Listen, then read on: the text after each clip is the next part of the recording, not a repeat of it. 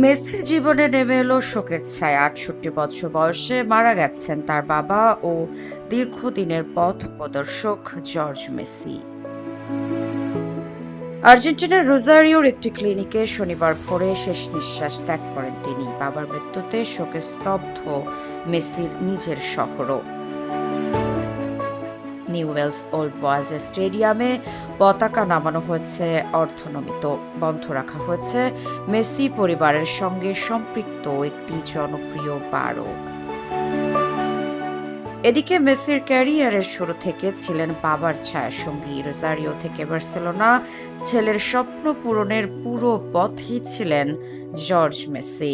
আজ তিনি নেই, কিন্তু মেসির প্রতিটি সাফল্যের গল্পে চিরকাল বেঁচে থাকবেন তার বাবা জর্জ মেসি।